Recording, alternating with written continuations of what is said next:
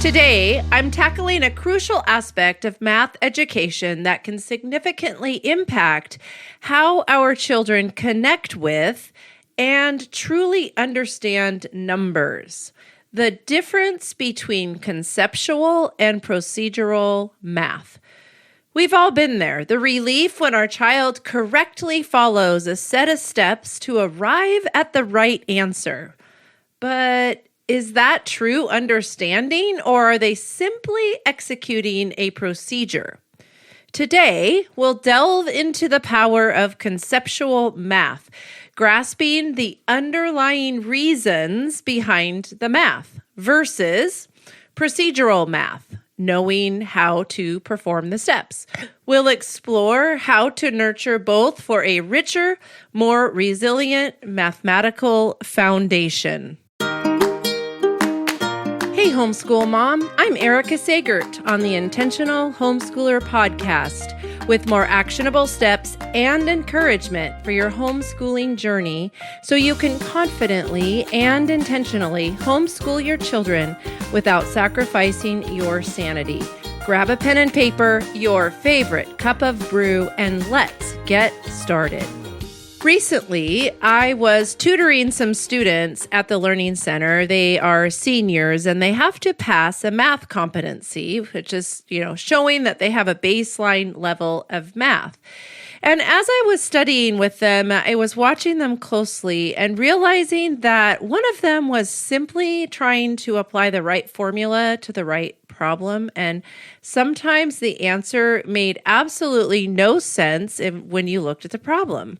So I was talking to him about, think about what you're trying to find here. Think about what the numbers should look like. And I was just kind of blown away at the fact that he couldn't really do that. So that is why I decided I wanted to talk to you about it today, because I think it's very important, especially in the foundational time of math in elementary school, to really think about this conceptual math versus procedural math. Now, we need both, but I think the conceptual math is really critical in helping our children truly understand math.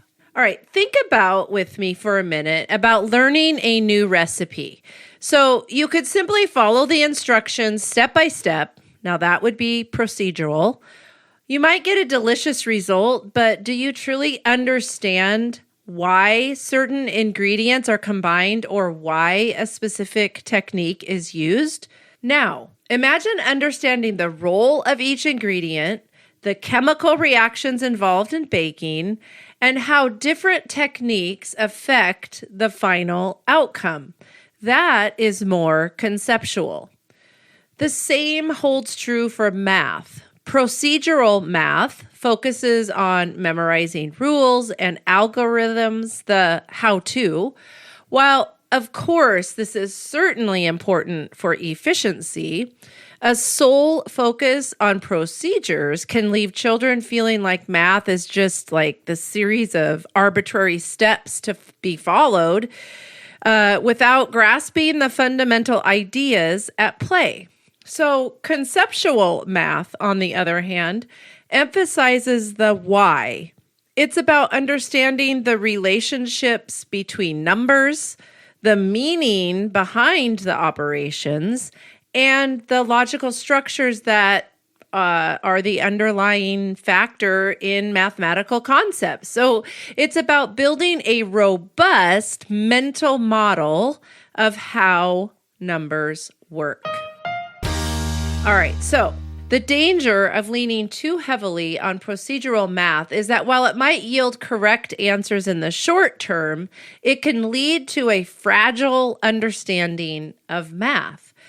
When the problems deviate slightly or when a new concept is introduced, children who lack a strong conceptual foundation may struggle because they haven't developed the flexible thinking and problem-solving skills that come from truly understanding the why. They might ask, which rule do I apply here? Instead of thinking, What is actually happening in this problem? So think with me for a minute about long division. A purely procedural approach might involve memorizing the steps: divide, multiply, subtract, bring down. But a conceptual approach would involve understanding that you're essentially breaking a larger number into equal groups, figuring out how many fit into each group, and dealing with any remainders. This deeper understanding makes the procedure more meaningful and adaptable. So, how do we cultivate this deeper conceptual understanding while still equipping our children with the necessary procedural skills? Here are some strategies that we can weave into our homeschool math lessons. First, focus on the why before the how. Before teaching a procedure, take the time to explore the underlying concept. You can use manipulatives or stories. You could use visual aids to help your child understand what is happening mathematically. For example, before teaching the standard algorithm for multiplication, explore repeated addition and array models to build the concept of groups and quantities. All right, so focus on the why before the how. The second thing you can do is to encourage exploration and discovery. So instead of directly telling your child a rule or procedure, present them with problems or scenarios that encourage them to explore and discover mathematical relationships on their own. This fosters a deeper sense of ownership and understanding. All right, number 3, connect math to real-world contexts. So as I discussed before, grounding math in real-life situations makes the concepts more tangible and meaningful. When children see how math is used in their everyday lives, they are more likely to grasp the underlying principles. They will see the rationale. They will understand why they need to be doing this in the first place. Number 4, use visual models and representations. So encourage your child to use drawings, diagrams, and other visual tools to represent their mathematical thinking. So this will help them solidify their understanding and communicate their reasoning. I've even seen parents or other adults discourage children from using visual models. Okay. It's good to memorize and to memorize some of those, the procedures, the multiplication facts, the addition and the subtraction facts, but visual models are always going to be helpful, even in upper math. All right, next, emphasize mathematical reasoning and communication. So ask open-ended questions that encourage your child to explain their thinking. Focus on the process, not just the answer. So encourage them to articulate their why and why that approach makes sense.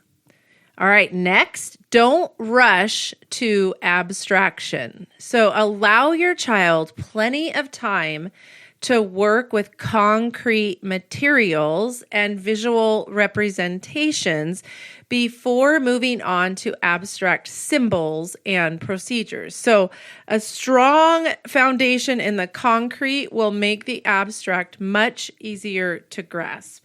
It's definitely a developmental thing here when you're moving from concrete to abstract, and there's the pictorial is what we use in between concrete and abstract. So definitely, think through that and let them be in that concrete stage as long as they need to be. All right, the last strategy I will talk about today is integrate procedural practice meaningfully. So once the child has a solid conceptual understanding, then introduce and practice the necessary procedures. The procedures will be much more meaningful and easier to remember because they are built on a foundation of understanding.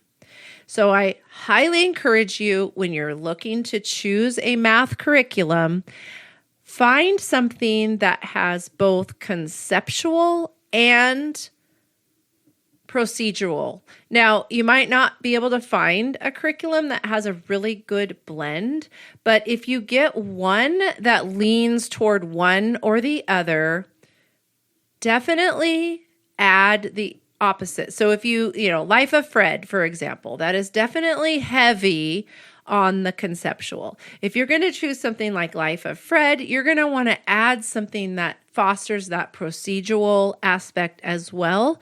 So think of the both. They're really pretty opposite ways of teaching math, conceptual versus procedural. They're on opposite ends of the spectrum, but I think life is more nuanced than that. So I want you to find a good blend of both. Both conceptual and procedural are very much key in math education. Ultimately, the goal isn't to choose one over the other, but to create a harmonious blend of conceptual understanding and procedural fluency. We want our children to not only know how to solve math problems, but also to understand why the methods work. This deeper understanding will empower them to tackle more complex problems, think critically, and develop a genuine appreciation for the beauty and logic of mathematics. Let's move beyond simply teaching steps and focus on unlocking the why behind the numbers for our children. So, you want to homeschool your children, but you just don't know where to start. Or perhaps you're a seasoned homeschooler looking for some fresh perspectives. I've got something just for you. I'm hosting a special free info session where I will tackle the top 3 questions I hear from homeschoolers. How will homeschooling fit into my life? How do I know if I'm doing it right? And will my child be isolated? I'll dive deep into these concerns and offer practical strategies and insights. Plus, I'll have a dedicated Q&A session where you can get your specific questions answered. So, if you're ready to take the next step in your homeschooling journey, join me for my next free info session. You can find the sign up in the show notes. Don't miss out. I can't wait to see you there. You can also follow me on Facebook, Instagram, and YouTube, as well as right here, where a brand new episode will drop every other Thursday. Until next time, you've got this, Mom.